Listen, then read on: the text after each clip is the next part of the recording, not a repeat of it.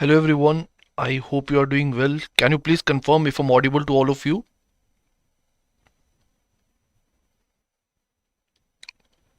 Is my voice clear? Okay, so it's fine.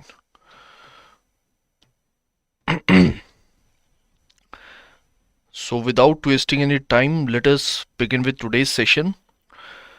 So welcome to Perspective 360 degree, where we do current affair based answer writing practice in a detailed and structured manner.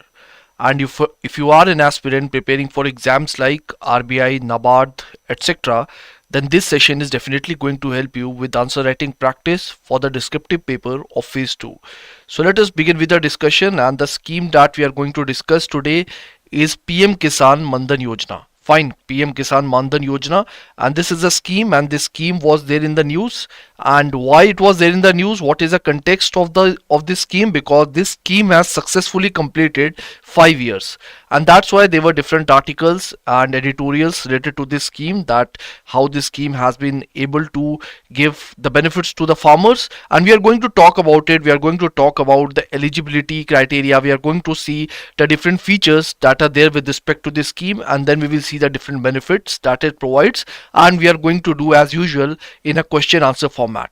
Fine, so I hope it is clear to you. Now this PM Kisan Maandhan Yojana, basically it was launched in the year 2019 in order to provide social security to the land holding small and marginal farmers, and now it has completed 5 years. And if we talk about the context of this scheme as far as the syllabus is concerned, then in the IRDAI syllabus we know that the pension has been mentioned very specifically. Apart from that, whatever these pension related schemes that are there, they are important for your exam. Fine, if we see the PYQs also, such type of questions have been asked. And apart from IRDI, this scheme is also important for NABARD also, because in the NABARD we have this whole section of ARD. So keeping that in mind, this scheme is important for NABARD also. So without wasting any time, let us begin with the session. And let me tell you that if you're somebody who is new to this Perspective 360 degree initiative, let me tell you that here firstly we give you an expected question, and we are going to discuss the expected question as a part of this session. And once this session is done, you have to write the answer of this question in the comment box. That will be evaluated by our team. That will be evaluated by our team within 48 hours. Fine, so today is Friday, so you have to submit your answer before Sunday 5 p.m. Fine, if you want it to get evaluated. So that is the key idea.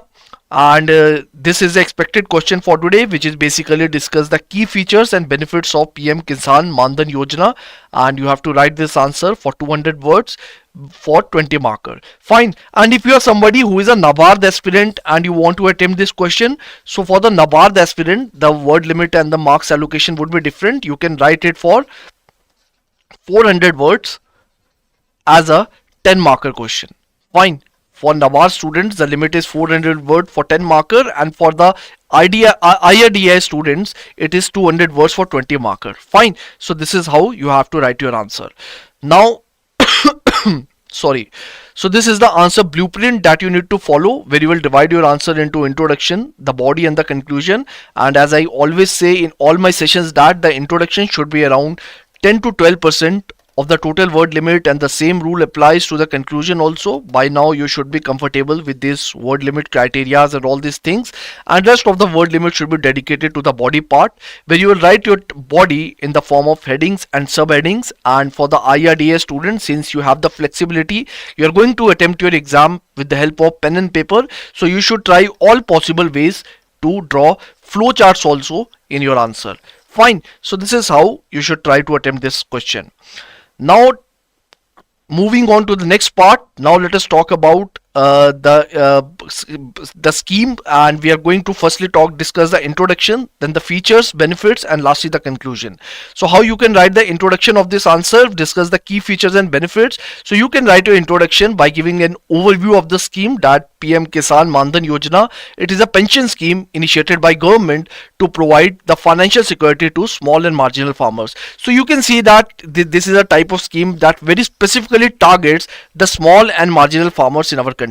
Fine, and it is very important scheme because it provides some sort of security net to these farmers, because we know that farmers is I mean agriculture is very much an unorganized sector, and farmers do not have availability of these pension sources, the financial constraints that they go through especially in their old age. So here this scheme comes into action that provides such type of security net to the farmers in their old age.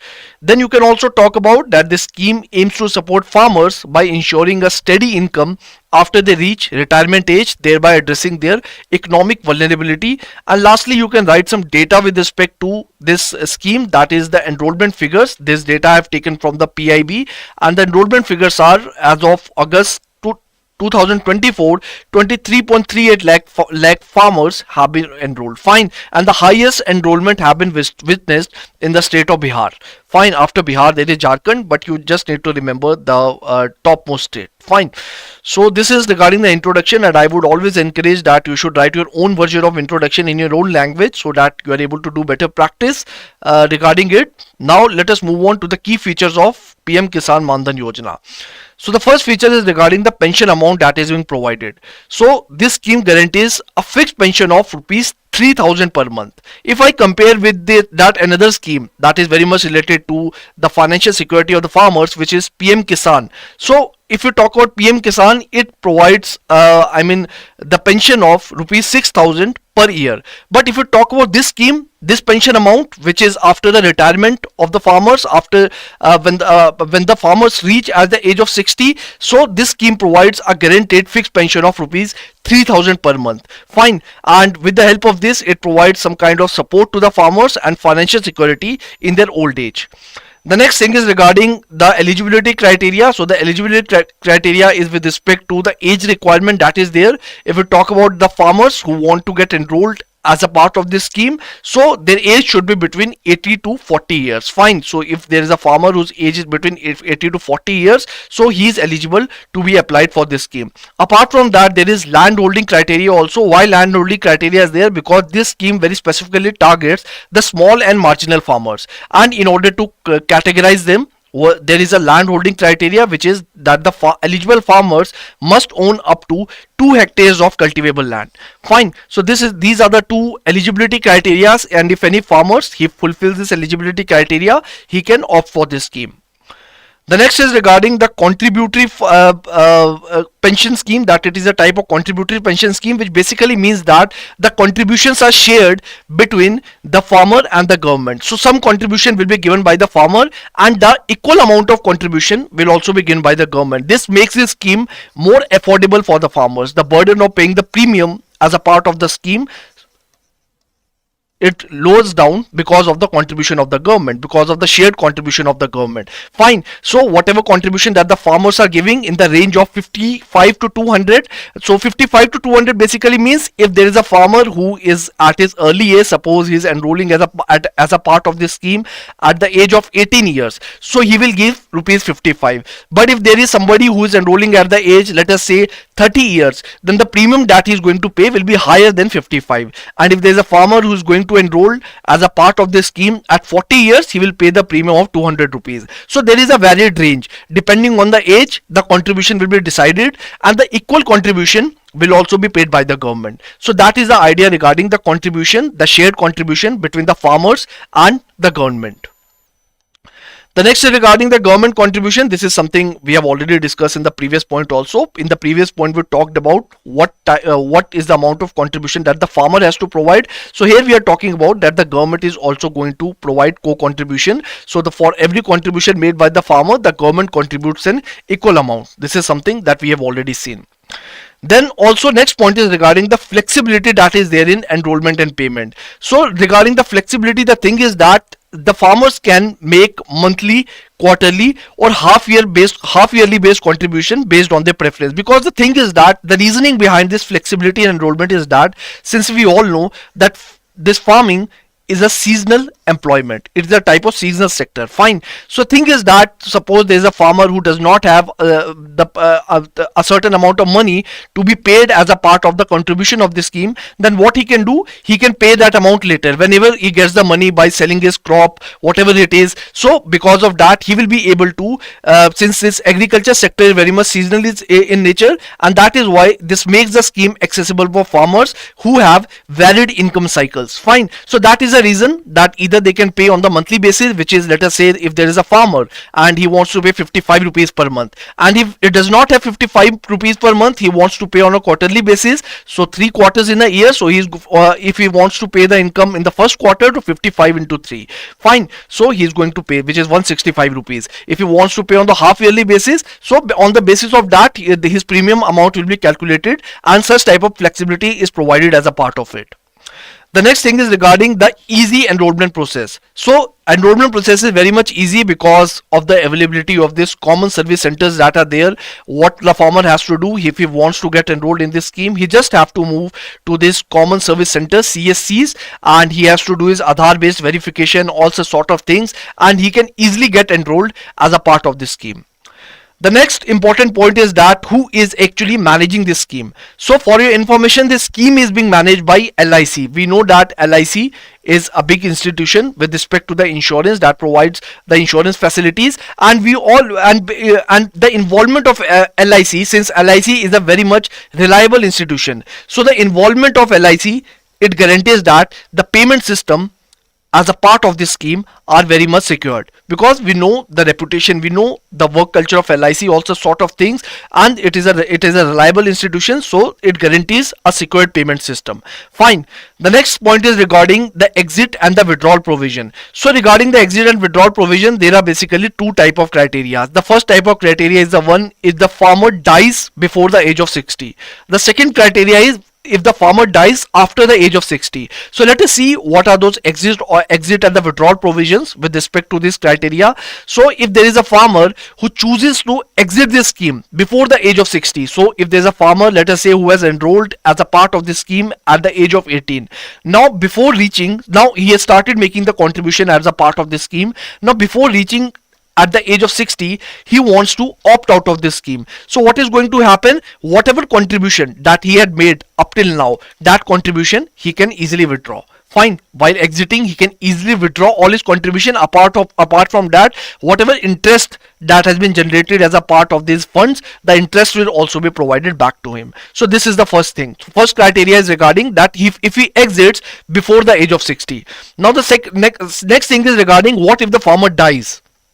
He's not exiting, but the farmer passes away before the age of 60. So if there is a farmer who passes away before the age of 60, so what is going to happen? So in the first case, the first thing is that, let us say he was a married person and he has a spouse. Now if that person passes away, what his spouse can do, the spouse can make the contribution.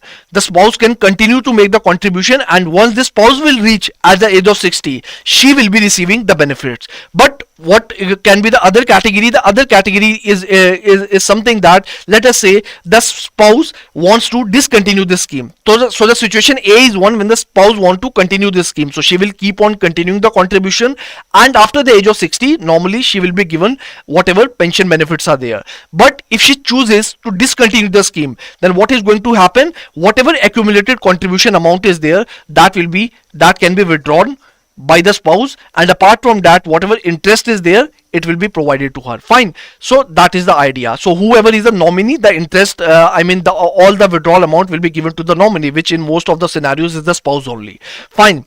The next criteria is regarding the post-death provisions. What if this beneficiary, who is the farmer, he dies after the age of 60? So up till now we have discussed the scenarios. If he quits the scheme before the age of 60, if he passes away before the age of 60, the third is if he dies after the age of 60. Now what is going to happen in that case? So in that case, what is going to happen? The spouse of the farmer is going to receive the 50% of the pension amount. So whatever is there, so the amount is 3,000 rupees per month. It is a fixed amount, we all know that. So the spouse is going to rupees 1,500 rupees per month as a part of the family pension. So this is something regarding the exit and the withdrawal provisions with respect to this PM Kisan Maandhan scheme Yojana. Fine. So I hope it is clear to you. Lastly, the benefits with respect to the scheme. So of course is provide the social security for the farmers, a safety net for the farmers, because as I already told you that farmers, they lack the formal pension system. So this is how this scheme provides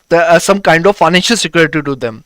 The next is that it reduces the dependency of family, because we know that the agriculture is very much a seasonal, very much unorganized type of sector, very much informal type of sector. So once the farmers they reach their old age, what happens, they start getting dependent on their young ones. Fine, whoever their next generation are, they start becoming dependent on them. But in order to avoid the dependence, in order to make them sustained in an independent manner, this benefit provides them some sense of dignity and also provides some kind of income support to the family. The next is regarding protection against the economic vulnerabilities. If there are some sort of health issues are there, if there is kind of income fluctuation, so this income can be used, that the income that is provided as a part of the scheme, it can be used in order to adjust their expenditure, their monthly expenditure as a part of it.